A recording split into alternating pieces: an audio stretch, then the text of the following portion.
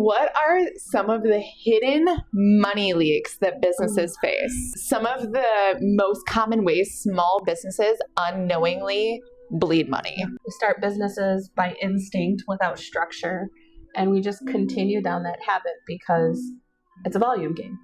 And if I selling a product, I have this assumption that profit's going to be built in because I selected a number and people are buying it. People bleed money unknowingly by pricing too low. Like not even knowing.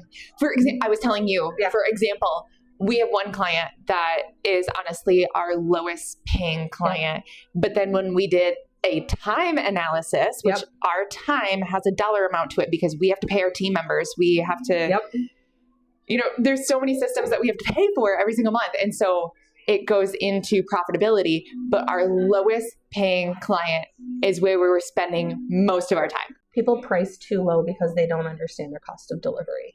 Their cost of delivery includes overhead. Like there's certain, depending upon how your business is structured, we'll use your marketing business, for example. You either have a team of employees or subcontractors, so they are paid a wage. Contractors are probably going to either be like a percentage of the fee that you charge. Just think if you're undercharging, you're also undercompensating your contractors if they're percentage based, like commission payout. If they are W-2 employees, it's not just the hourly rate, but it's looking at how much time and what's the cost of delivery for contractors versus employees. It's different. There's usually about a 15% price differential between contractors and employees. Let's say you pay a contractor $10 an hour. You should be paying an employee $15 because you've got your employer payroll taxes, your employer's portion of FICA, your state unemployment, as well as workers' compensation insurance.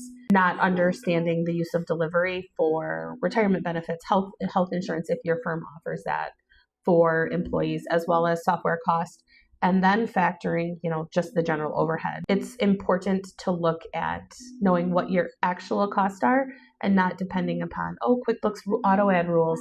Put this here for me, and Amazon is always office supplies. Amazon's not always office supplies. Breaking down the true costs that go into delivery helps you fix pricing too low.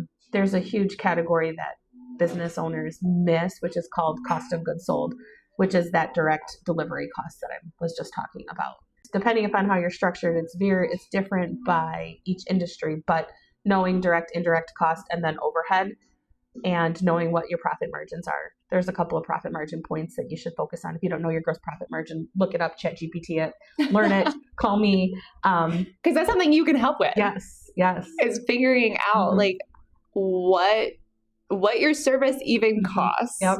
Because I feel like so often we're, as small business owners, because I'm speaking as the average small business owner, we just look at industry average. Yeah. But the problem with that is not every single business, even industry wide, we're not going to have the same costs. Or most people think that this number sounds good and it's going to fill that plug. I have to bring in an extra $2,000 to be able to pay myself what I think I should. So again, not supported by data.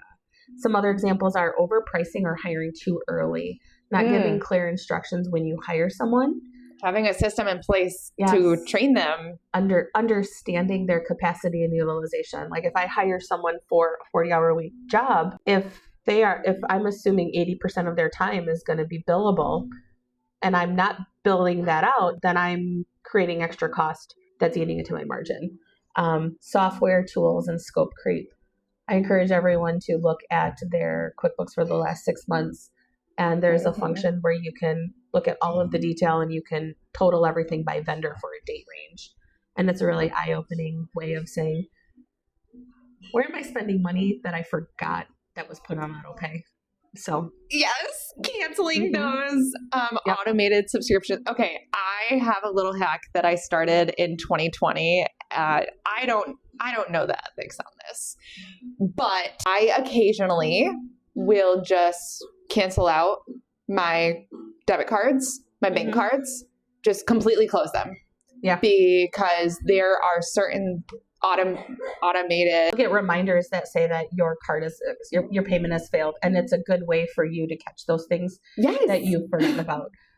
I do it with my personal and I do it with my business about once a year because I know that even if I'm looking at my books, I know that there is something out there that I have forgotten. So I just close out all of my debit cards. So I don't think there's an ethical thing on it. I mean, your bank may charge you an extra fee, but if it's a reset and a recontrol mechanism for you, I don't see a problem with it. It gives you a chance to sign up for things that you need.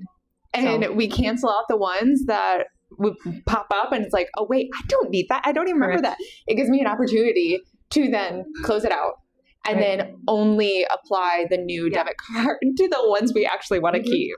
I would say that there's different ways that you can set up reporting in QuickBooks to at least give you that. So hopefully you don't have to. There's a cost of your time to do that. But if it works for you and it saves you, like, there's nothing wrong or unethical with that, in my opinion. So what are a few of the financial habits that silently hurt profitability? Avoiding your financials, number one. You should be in a regular cadence. I encourage every business owner to set some time aside. If you are DIYing your books, set intentional time aside with a time block to work on those at least weekly or bi-weekly. Like, you know the volume of your business. You know how long it's going to take you. And really, it's about how do you reposition yourself to stop avoiding it. Like, even if you spend the first month even just like hyperventilating about the thought of doing your bookkeeping in the first couple sessions, you're at least starting to go down the path of really that awareness and drawing the line in the sand. Not knowing your numbers, not reviewing them, being oblivious, not having them done in real time with support or even by yourself or whatever that system looks like for you hurts your profitability, because if you don't know where you're making money, you don't know where you're losing money. And they're standing in their own way by not knowing their profit and loss, their true profit and loss. And that includes the time of their team or where their time is going. They're literally standing in their own way. Getting a QuickBooks report is not enough. Seriously. Getting a QuickBooks report from someone, whether it's yourself or a trusted partner that can explain it to you and you can see how the numbers are trending, helps you make more decisions. Other financial habits that hurt: not planning for tax obligations, not paying yourself as the owner of your business.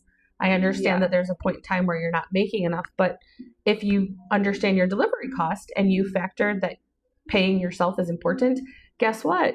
If you price intentionally based upon your delivery cost structure, you can pay yourself.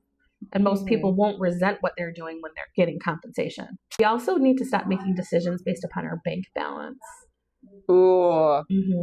Like, oh, I have the money there. I can go splurge on this, thing for work or whatever. It's a reactive decision with deferring the consequences of that.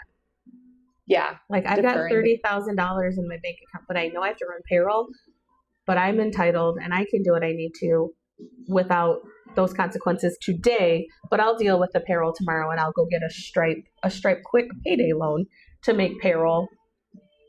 And trust me, if you do that, you will be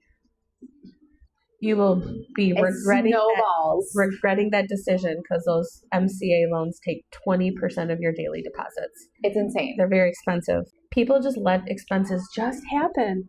Oh, I didn't know. Like, it's not about making decisions and realizing that it's a decision. It's black or white.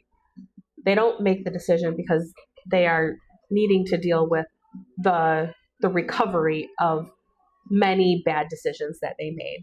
They're deferring the consequences. So if you don't tell your money where to go, it will leave very, very run. It will jump ship. Yes. What are the warning signs of a business owner or that a business is losing money, even if revenue looks good? Yeah. Again, revenue is a vanity metric. You need revenue. You need revenue that's appropriately aligned from your different profit margin buckets: gross margin, operating margin, and net margin. I feel like I keep going back to the operating because I feel like that's the one that tends to be overlooked. So first one is gross margin is going to help you determine where you're underpriced. If your chart of accounts in your accounting system is structured correctly, all your direct costs should be up in one bucket called cost of goods sold. Your operating expenses, let's say you're brick and mortar, rent, bank charges, office supplies, and being really honest, what category does it really truly belong in? Yeah. And is this a business expense or was this a personal expense that I'm calling a business expense? Or also, is this even the right system to use? Mm-hmm. Like, because sometimes we just get caught up in the. For example, Wave. Wave is Yeah. Wave is a very good system for invoicing and collecting payments, but in my 15 plus years of working in as an accounting professional, I would not recommend Wave if you get past, a certain point. Like if you're under up to $100,000, it's probably sufficient. But when you start adding in S corp structure and payroll, you really want to be using something like QuickBooks or Xero. There's another alternative out there called Big Easy Bookkeeping. It is developed by a colleague that I know from Metro Detroit.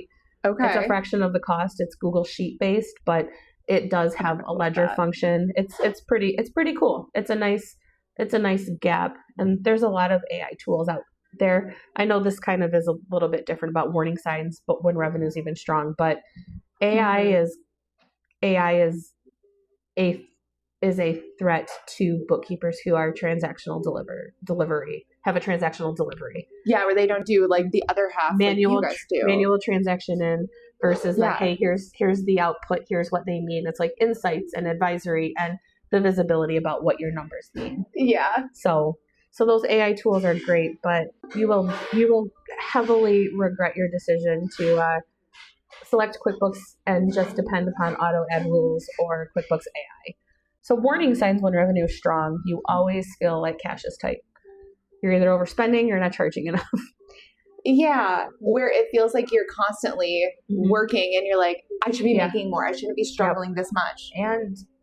And having too much debt. Can I ask, in your experience, because these are things that you help businesses with. Yeah. How, on average, how fast do you think that you can make a business go from struggling to actually profitable? I think that in my experience, business owners think that the day they hire myself or someone like me, that's the magic shift. It's not. There's so much digging to do at that point. There's so much digging and clarity. Like, for example, one of the questions that we have in our onboarding process, actually before our onboarding, we offer two services. One of them is a diagnostic review of your QuickBooks, and the other is a strategic financial management audit where we look at the systems. This gives us a big visibility eye-opener about what are you not telling us, not intentionally, but what you just don't know. All those auto pays, all those softwares that you've connected to your QuickBooks. Am I in the right subscription? Am I paying myself correctly? Are things classified? Am I commingling? So this audit is a really big visibility. So I found that depending upon the speed at which the owner wants to make and implement the changes, like you can cut expenses, you can cut out everything that's unnecessary on day one, and you can raise your prices, but it's going to be on like the volume. So it takes time. I would say we start to see real change about 6 months in. Okay, I was going to say but 3 to 6 months. I know that for marketing, we need like 3 to 6 months. So I assumed it was probably about the same. Yeah. It's 3 to 6 months, but then it also depends upon, what's your pipeline? Are you in survival? Like how deep is the hole? Like if you've got a ton of debt and cash, like how upside down am I from a cash flow perspective? How leveraged am I? How much debt do I have? How many years behind am I? Like how much visibility, how much, entrepreneurial trauma do I have to work through to be able to get to the point of being that leader and not just the business owner? Like I see a lot of business owners. I'm gonna use a marketing example. Yep. The people who are like, let me pull up my checklist and tell you how busy I was today. I had something in every 30-minute slot. Like that's not what we're looking for. We're looking for the person who can say, who's on my team? How can I delegate with clear expectations and check in? Like this is where financials and operations align. And it's the bigger picture. It's not just I hired the bookkeeper and they came in and they told me what my numbers were. It's about how am I going to react? How am I going to change? Yeah. And change takes time.